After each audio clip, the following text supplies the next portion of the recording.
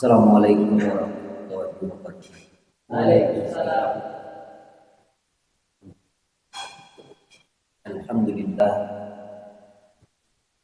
Alhamdulillahilladzi anzala sakinatahu fi qulubil yazdadu iman. Asyhadu an la ilaha illallah wa asyhadu anna Muhammadan abduhu wa rasuluh. Allahumma shalli wa sallim ala sayyidina Muhammad wa ala alihi wa ashabihi rasulillah. Amma ba'du, yang sangat kita hormati guru-guru, adik ulama, jamaah diri yang dirahmati Allah. Syukur alhamdulillah bersyukur kehadirat Allah Subhanahu wa taala. Selawat dan salam kepada Nabi besar kita Muhammad sallallahu alaihi wasallam. Allahumma shalli ala sayyidina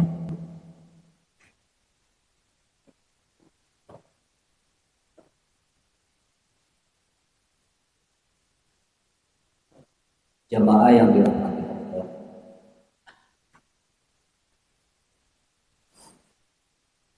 Dari selesai sholat maghrib kita bermukim di masjid yang kita cintai ini. Mudah-mudahan apa yang kita laksanakan amaliyah mulia akan menjadi ibadah Allah Subhanahu wa taala dan bekal kita di akhirat nanti.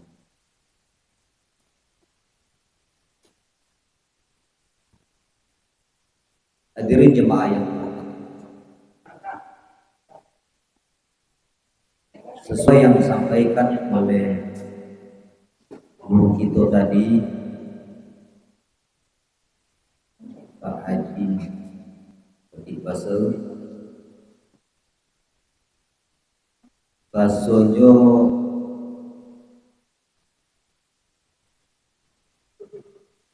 itu ya di dunia ko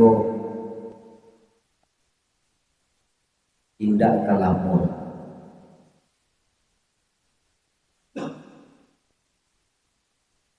Karena kata Rasulullah sallallahu alaihi wasallam,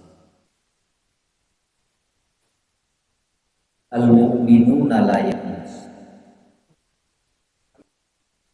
Orang mukmin itu bukan meninggal, atau artinya bukan mati. Bal yang qalibuna min dari ila dar. Tetapi orang yang mukmin itu dia akan berpindah dari satu kampung ke tempat lain.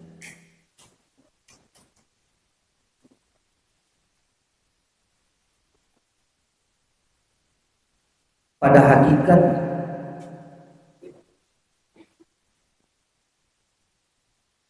kematian yang disampaikan yang dilihat oleh para manusia secara umum itu merupakan pintu gerbang untuk menuju kehidupan yang hakiki yang kekal dan abadi.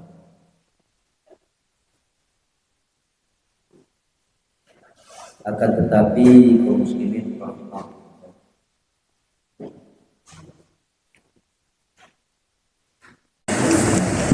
untuk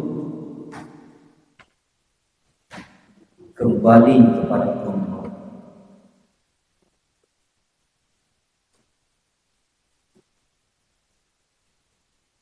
yang menjadi manusia atau hamba yang dicintai dan diridai oleh Allah Subhanahu wa taala itu yang sangat sulit dalam praktek dalam kehidupan ini untuk menuju kembali kepada kita tahu dan mengerti dan paham dan kita baik.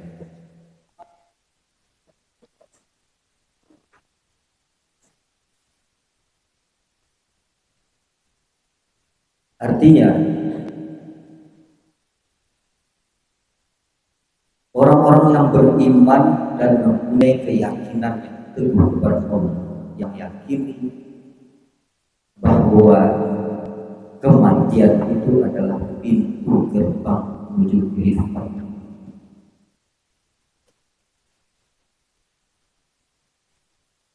Persoalan yang terjadi di kalangan umat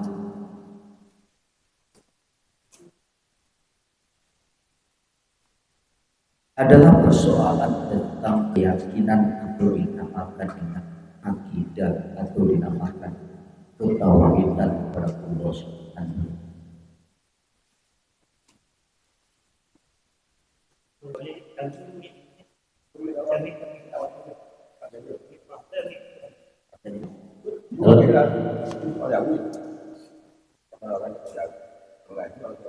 Halo.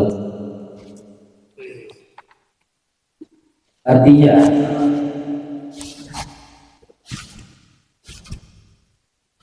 apa yang disampaikan oleh baginda Rasulullah Sallallahu Alaihi Wasallam, al-mu'minuna la yamut yang qalibuna bidara ila darat.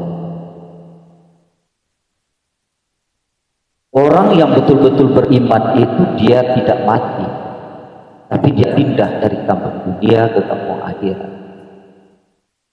Akhir kehidupan di dunia menuju kehidupan hakiki yang berada di sisi Allah Subhanahu wa Ta'ala. Inilah manusia-manusia yang betul-betul selamat, muslim lata wala tamutunna illa wa antum muslimun. Dia kembali betul-betul selamat menuju ridha Allah Subhanahu wa Ta'ala. Sehingganya muncul di kalangan para ulama sufi tentang maksudi ridho kematlubi.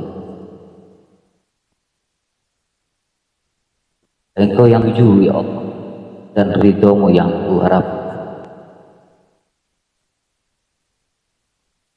Akan tetapi persoalan kaum muslimin rahimahullah, kita mengungkapkan raditu billahi rabba, kita ridho Allah itu Tuhan kita, Rabbi. Kalau dalam kajian tauhid, Rabbi itu adalah lambang dari tauhid rububiyah. Makna tauhid rububiyah adalah sesuatu zat yang menanggung segala kebutuhan kehidupan.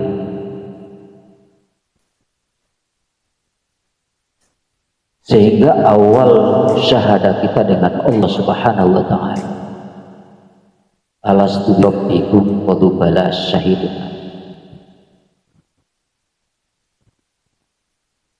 Apakah bukan aku Tuhan kamu? Kata Allah. Walubala, memang engkaulah Tuhan. Seolah-olah Allah sampaikan di sini, aku penuhi kebutuhanmu, rezekimu, kenyamananmu, hidupmu berikan, ketentraman berikan. Maukah engkau mengakui aku ini adalah Tuhan? Itu syahadat pertama kita kepada Allah Subhanahu wa Ta'ala, Tuhan Rabbul Alamin, Tuhan semesta alam. Maka dalam persoalan ini kaum muslimin rahimakumullah, berkaitan dengan kehadiran kita di permukaan bumi Allah ini merupakan suatu perjuangan untuk mengembalikan syahadat kita kepada Allah Subhanahu wa Ta'ala. Sehingga dengan ketekunan dan keyakinan dan keikhlasan dan ridho Allah yang kita cari, kita ikrarkan dua kalimat syahadat, asyhadu an la ilaha illallah, asyhadu anna Muhammad. Itu bukti dan realita bahwa kita menyukai dan senang ridha Allah itu adalah Tuhan kita. dan Islam itu agama kita. Muhammad itu adalah nabi kita. Quran itu imam kita. Orang mukmin itu adalah saudara kita. Ka'bah itu kiblat kita.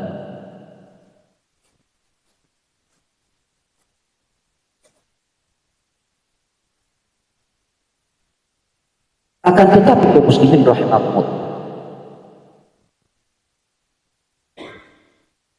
Allah juga sampaikan kepada kita, wa minan nasi may ya'budullah harfan. Sebagai manusia menyembah Allah itu cuma dia tahu hurufnya Allah, sifat Allah dia tidak mengerti, kajian tauhid dia tidak mengerti, untuk mengucapkan keyakinan keimanan kepada Allah Subhanahu wa taala dia tidak mengerti. Ada kalanya kita disibukkan untuk menuntut ilmu fikih, kajian-kajian tentang syariat untuk pemakaian ibadah kita, akan tetapi kajian-kajian yang mengenai ilmu ma'rifah itu jarang kita belajar dan jarang kita memahami. Padahal awwaluddin ma'rifatullah, awal dalam persoalan agama itu adalah bermakrifatnya kita kepada Allah Subhanahu wa taala, menyatakan bahwa kita merasakan kehadiran Allah Subhanahu wa taala dalam kehidupan kita ini, menyatakan bahwa wa huwa ma'akum aina ma kuntum wallahu bima ta'maluna basir, menyatakan Allah itu selalu beserta kita, karena Allah mengatakan innallaha khalaqakum wa ma ta'malun. Allah yang menciptakan kita dan apa yang kita kerjakan Allah juga cipta.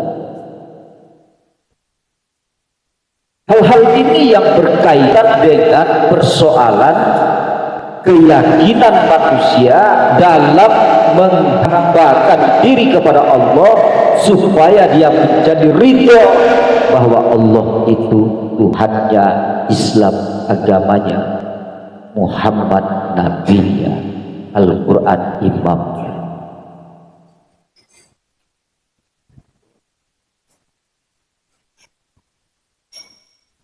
Maka kaum muslimin rahimakumullah, kalau ada kajian-kajian ilmu tauhid itu dianggap dan dilihat sesuatu yang aneh di kalangan masyarakat umum, padahal itu merupakan sesuatu yang fardu ain, wajib hukumnya setiap mukallaf, setiap mukmin, setiap muslim untuk mengetahui akidah yang 50.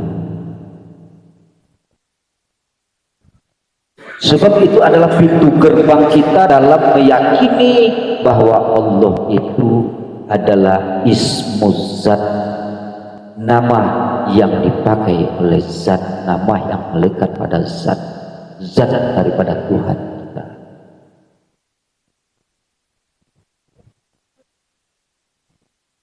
Maka oleh itu hadirin yang berbahagia, maka bersyukur kita dalam kelompok jamaah ini selalu menghidupkan dan menggairahkan bermakrifat dengan Allah, sehingga kita mengatunkan kalimatul a'la, kulimah-kulimah yang tinggi, yaitu kulimah la ilaha illallah. Karena Rasulullah SAW juga menyampaikan kepada kita, addu zakata abnaikum bi kulli la ilaha illallah. Bayarkan zakat pada itu dengan kulimah la ilaha illallah, dengan ungkapan-ungkapan dan ucapan-ucapan kulimah la ilaha illallah, kulimah nafi isbat. Akan tetapi di zaman dahulu, di waktu kita kecil, dimanapun jamaah ada, baik di masjid, di surau, dan dimana minimal 2 waktu dalam satu hari semalam, maghrib dan subuh. 5 la ilaha illallah tetap dilantunkan. Semakin berputarnya waktu, bertambahnya zaman, dan berubahnya pemahaman. Hal yang demikian sudah menjadi suatu yang asing dan dianggap itu merupakan suatu amalan-amalan bagi jamaah-jamaah yang mungkin terkelompok dalam suatu tarekat atau tasawuf, sehingga secara umum kita lihat di luar itu banyak tidak mengamalkan, apalagi sholat sendiri-sendiri, baik maghrib di rumah maupun subuh di rumah.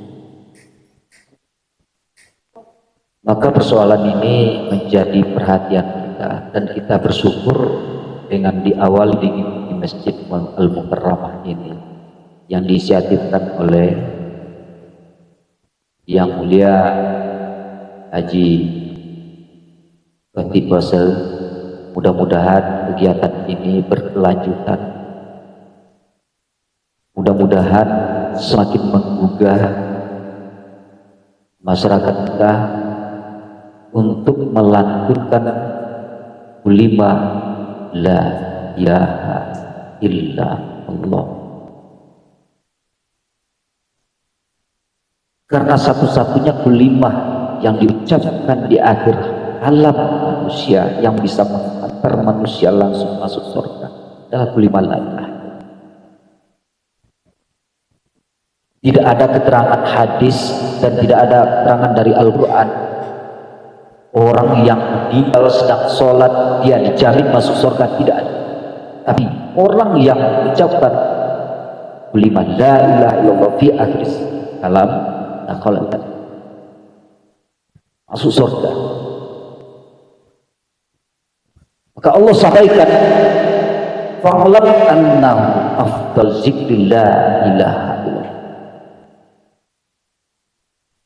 Dalam firman-Nya Allah sampaikan, ketahuilah, maka ketahuilah bahwa yang kalimah paling afdal, zikir yang paling afdal itu adalah kalimah la ilaha illallah. Sehingga Rasulullah SAW menyampaikan kepada kita, addu zakata abadani biqauli la ilaha illallah. Tunaikan pensucian badanmu, pembersihan badanmu, zakat badanmu dengan kalimah la ilaha illallah.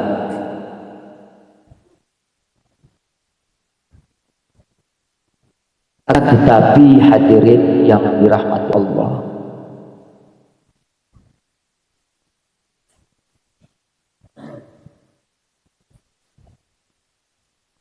disinilah kita bisa melihat dan menganalisa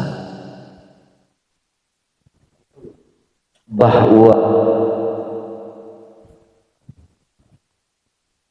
sesuatu yang tersimpan dan tersembunyi di dalam kalimah la ilaha illallah adalah sesuatu yang mengandung langit dan bumi dan sang penciptanya. Maka disinilah dijelaskan di dalam ilmu tauhid, yaitunya sifat 20 yang wajib, sifat 20 yang mustahil bagi Allah, 4 yang wajib bagi Rasul, 4 mustahil bagi Allah, 1 yang harus, 1 yang harus bagi Rasul. Jadi jumlahnya 50 akidah, akidah 50 ece orang awak. Ini nanti orang sifat 20 ini Pak.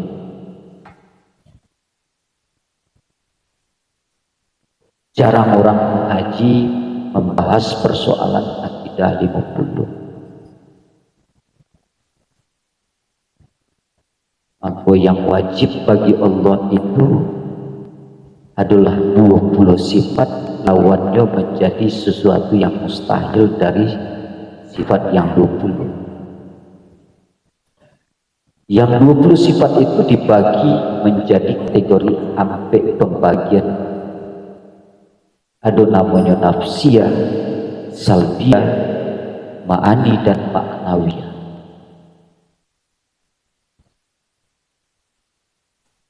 Kajian itulah yang menjalihkan zat yang bernama Allah itu adalah sesuatu yang tidak sama dengan sesuatu yang diciptakan oleh Allah.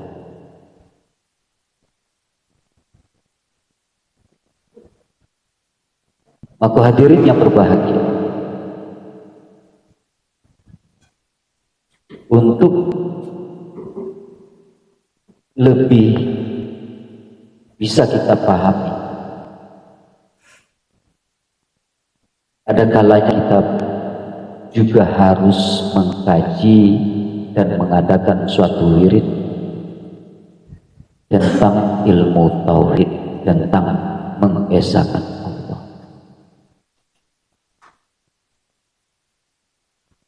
tentang kajian akidah yang 50. Kalau ceramah-ceramah untuk membawa kebaikan-kebaikan, mengajak pada yang beribadah, ini segalanya, itu sudah banyak. Tapikah yakin kita ibadah kita diterima oleh Allah? Tapi sah betul ibadah kita sesuai dengan rukun dan syaratnya, itu sudah sah. Tapi persoalan ibadah diterima oleh Allah atau tidak, itu persoalan kajian tasawuf, kajian makrifat kepada Allah, kajian hakikat.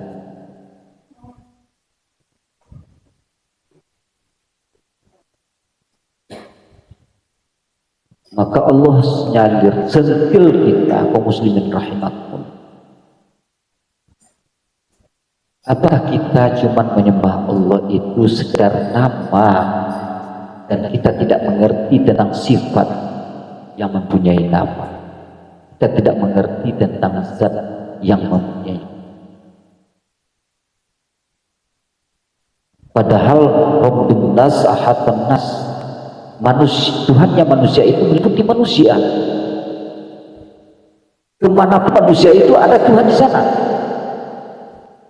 Makanya Allah itu sampaikan, aina tuwallu wujuhakum fasamma wajhullah, kama jawab baik madu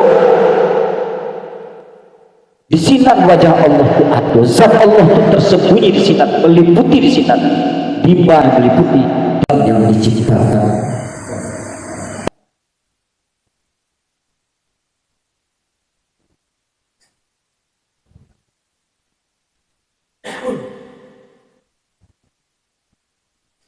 Sebetulnya kalau kita mengerti dan paham persoalan itu, tidak ada alasan bagi kita untuk lupa dan tidak ingat kepada Allah dimanapun kita berada dan sedang apapun kita di permukaan bumi Allah ini.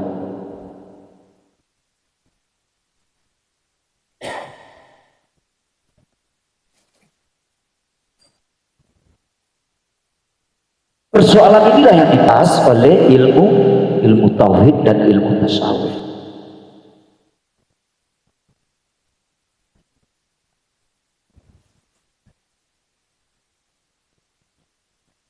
Mari kita bincang satu persatu tentang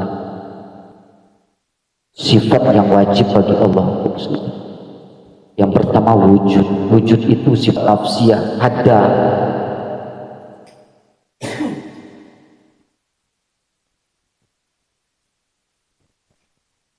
Wa kana Allahu laisa ma'ahu. Allah itu ada dan tiada yang lain daripada yang besertanya Allah itu. Yang beserta Allah itu adalah sesuatu yang diadakan oleh Allah Subhanahu wa taala.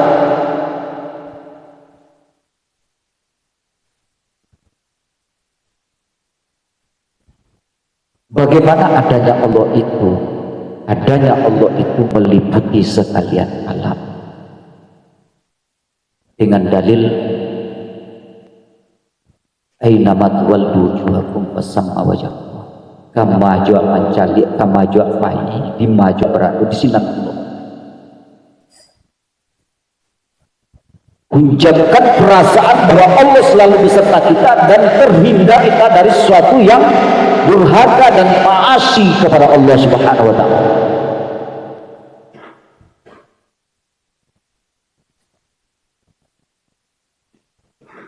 Lucu dan anehnya kaum muslimin rahimakumullah, jangankan di waktu di luar kita beribadah kepada Allah, padahal di dalam beribadah kepada Allah sering kita lupa kepada Allah. Maka ini yang dikatakan oleh Rasulullah SAW, kam minas sholat lam yazdadu ilallah illa bu'da. Banyak manusia itu yang sholat tapi bukan dia tambah dekat dengan Allah, dia tidak merasakan kedekatan dengan Allah, tapi dia tambah jauh dengan Allah karena dia tidak mengerti siapa yang dia sembah.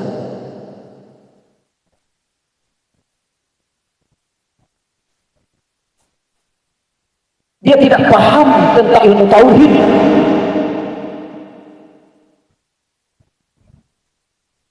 Wujud yang hakiki itu adalah Allah, zat Allah. Allah itu ismu zat.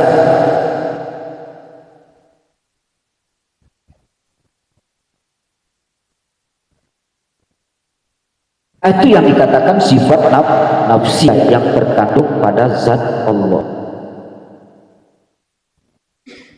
Pembagian yang kedua adalah sifat salbiyah, dan ini 5 macamnya. Pertama, bako, kidam, qiyamuhu binafsihi, mukhalifatul lil hadis, wahdaniyah. Sifat salbiyah adalah sifat yang membersihkan,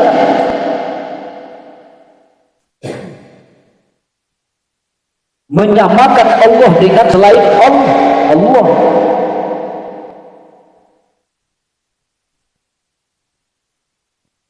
Dahulunya Allah, kidamnya Allah itu tidak bermula ya. Selain daripada Allah ada awal. Surga ada awal, neraka ada awal, dunia ada awal, alam ruh ada awal, manusia ada awal, Muhammad pun ada awal.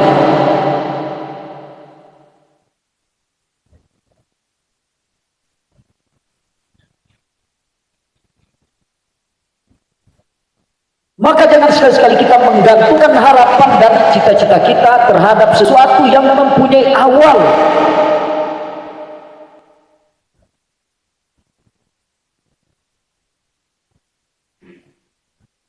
Jangan pernah kita menggantungkan harapan kita kepada sesuatu yang mempunyai awal. Gantungkanlah harapan kita kepada sesuatu yang dahulu tidak mempunyai awal.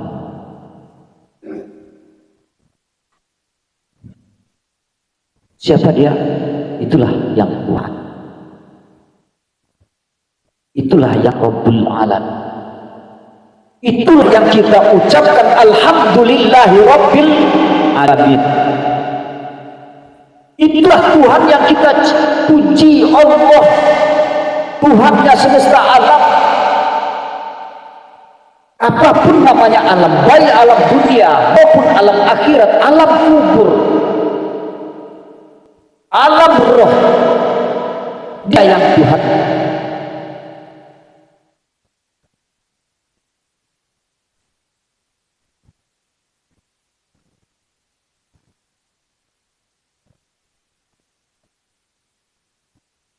Maka bersih Allah dari sesuatu yang berpemulai.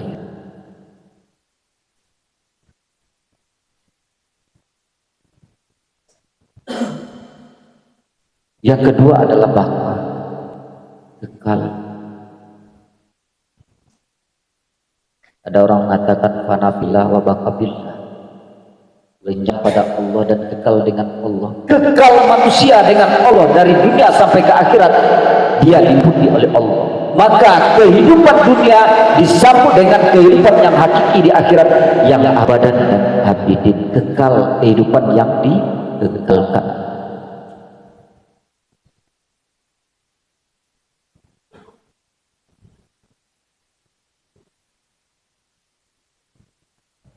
Yang kekal itu dua macamnya, Pak. Kekal yang hakiki adalah Allah semata-mata. Tapi kekal aradi adalah sesuatu yang ada di akhirat nanti. Surga kekal, dikekalkan oleh Allah. Neraka kekal, dikekalkan oleh Allah. Dan kita di akhirat nantinya hidup yang abadi, hidup yang kekal, hidup yang akhirat. Kenapa kita lupakan dunia kita, akhirat kita? Disebabkan kelalaian kita di atas dunia. Maka sesuai dengan ayat yang sampainya dibaca oleh imam kita tadi, wal tanzur nafsum ma qaddamat liqad wattaqullaha innallaha khabirum bima ta'malun. Tidakkah kamu perhatikan persiapan kamu untuk menuju gerbang kehidupan yang hakiki, yaitunya kembali dengan ridha Allah, kembali dengan betul-betul muslim, berserah diri kepada Allah, ridha kepada Allah bahwa Allah Tuhan kita, ridha dalam menjalankan ubudiyah kepada Allah, hati Allah dengan konsep sami'na wa ata'na, dengan konsep kita dengar apa yang diperintahkan Allah dan kita lakukan. Beribadah tidak diharuk disuruh, tidak bodek capih di neraka. Tapi yang kita inginkan keridhaan Allah. Irji'i ila rabbiki radiyatan mardiyah. Karena keridhaan Allah itulah kuncinya surga. Fadkhuli fi ibadi wa khuli jannah.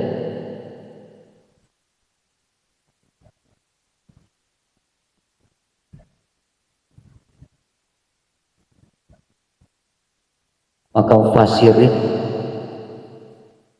ada yang mentafsirkan kaum muslimin ayat tentang diciptakan manusia, jin dan manusia. Wa ma khalaqatul jin wal ins illa liya'budun. Yang budun ini ditafsirkan oleh para ulama dengan arif, dengan mengenal. Beribadah itu untuk mengenal Allah, mengingat Allah. Tapi lah beribadah wa tak terpenuhi nolak tu agak. Maka Rasulullah SAW sampaikan, laisal abdi minas sholat illa ma qala minha. Kalau manusia tak mengerti dengan tentang sholatnya, dia tidak akan dapat apa-apa dari sholat. Dia mengerti rukun dan syarat tentang sahnya sholat, tapi dia tidak mengerti sedang bagaimana dia dalam sholat. Sholat ada makam tawajuhnya, ada makam mi'ratnya, ada makam munajatnya, ada makam tahmidnya.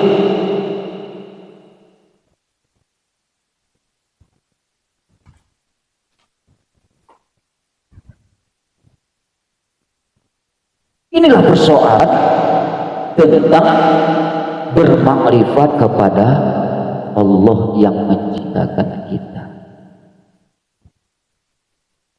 Maka hadirnya berbahagia.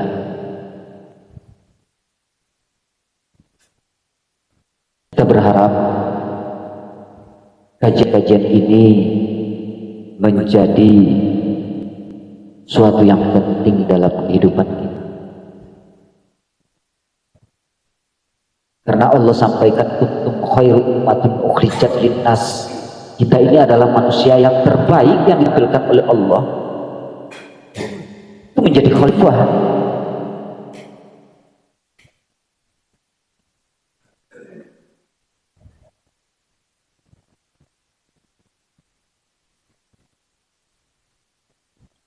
Maka soalan kita adalah persoalan tentang kajian akidah. Akidah itu buhul. Akad itu secara bahasa itu buhul. Buhul kita dengan Allah, dengan Sang Khalik. Sejauh arek kabeh kita dengan Allah, sejauh itu pemahaman awak tentang ilmu ketauhidan kepada Allah SWT.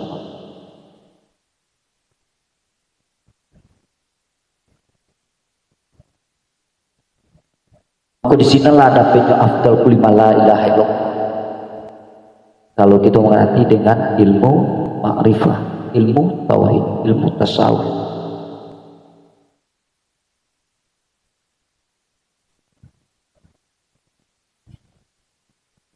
Inilah pentingnya untuk menenangkan batin kita, jiwa kita, untuk meyakini bahwa kita selalu dengan Allah.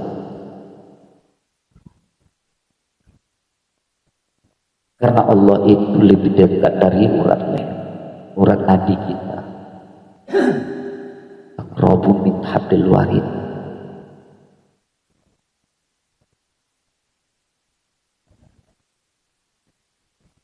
Dengan kenyataan-kenyataan yang demikian, seharusnya kita tidak ada punya alasan untuk tidak ingat terhadap Allah yang menciptakan kita dimanapun dan sedang bagaimanapun. Maka dalam Islam secara syariat, seluruh aktivitas yang kita lakukan dimulai dengan menyebut nama Allah. Karena kata Rasulullah SAW, kullu amrin zibalin lam yubda bismillahirrahmanirrahim fahuwa mahil. Segala sesuatu urusan yang kita laksanakan, yang kita kerjakan, kalau tidak dimulai dengan menyebut nama Allah, urusan itu menjadi batal secara hati. Artinya kita tidak ingat kepada Allah bahwa pekerjaan yang kita lakukan itu adalah ciptaan Allah, takdir Allah kepada kita. Sakit yang diberikan ke Allah adalah takdir yang diberikan oleh Allah.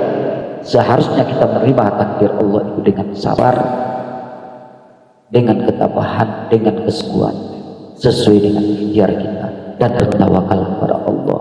Karena Dia fa'lul lima yurid, Dialah yang berkehendak sesuai dengan keinginan.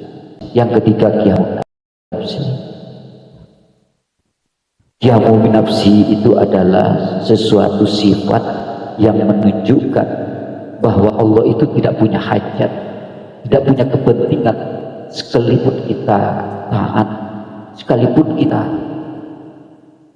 haji, kita zikir, itu kepentingannya tidak ada, kepentingannya untuk kita.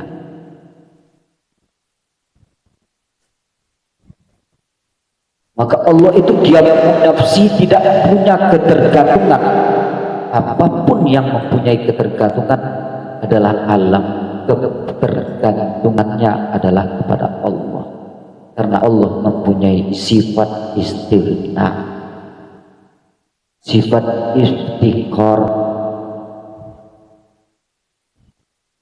Iftiqar adalah segala sesuatu selain dari Allah berkehendak kepada Allah.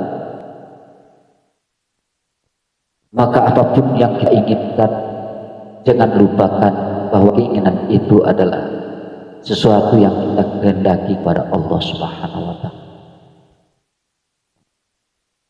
Salat bukan kepentingan Allah, itu kepentingan kita. Mencari ridha Allah bukan kepentingan Allah, tapi itu adalah kepentingan kita. Karena kita menginginkan kebahagiaan di akhirat nanti. Maka hadirin yang dirahmati Allah,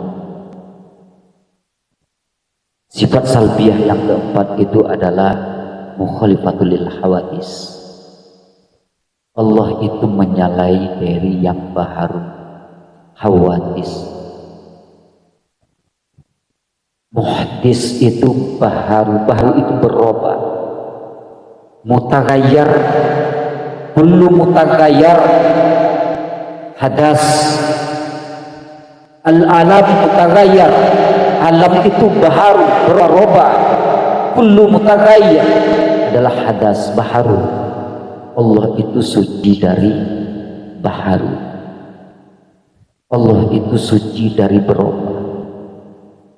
Kita berubah dari kecil menjadi besar, dari bodoh menjadi mati, dari tidak tahu menjadi tahu, dari sehat ke sakit, dari sakit ke sehat, dari siang menjadi malam, dari malam menjadi siang, pagi ke sore, itu perubahan. Allah itu tidak sama dengan yang berubah. Maka sesuatu yang selain Allah itulah alam. Alam itulah yang berubah, dan Allah bersih dari yang demikian. Perubahan dari terang menjadi gelap, putih menjadi hitam, hitam jadi putih. Dia bukan Allah.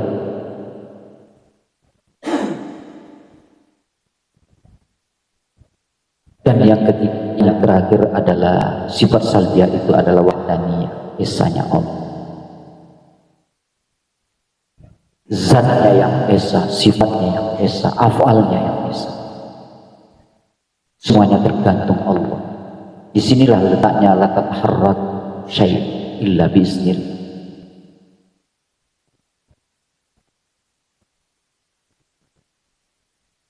Dan kita pahami dan kita yakini bahwa hukum gerak wajib. Di saat gerak haram untuk berhenti, di saat berhenti haram untuk berhenti. Itu suatu ketetapan dari Allah Subhanahu wa Ta'ala. Dan inilah bukti dan nyatanya Allah pada alam. Maka semakin kita pahami dan semakin kita pikirkan bahwa nampak kemuliaan dan keagungan Allah, dan nampak kelemahan ketaifan kita. Di saat kita melihat ketaifan itu, disitulah inti dari kita menghambakan diri kepada Allah, menanggalkan keujuban, menanggalkan keriaan, menanggalkan kesombongan, menanggalkan kedengkian pada sesuatu yang tidak harus kita dengki dalam kehidupan ini, karena itu adalah semua kehendak Allah Subhanahu wa Ta'ala. Kita ini adalah sesuatu yang hanya menjalankan sesuai dengan kehendak Allah. Ikhtiar bukan merubah, yang merubah adalah takdir. Dan kita berikhtiar merupakan suatu usaha yang diberikan kewenangan oleh Allah untuk bentuk dari tajalinya sifat Allah pada diri manusia itu. Terima kasih. Billahi taufiq wal hidayah. Assalamualaikum warahmatullahi wabarakatuh.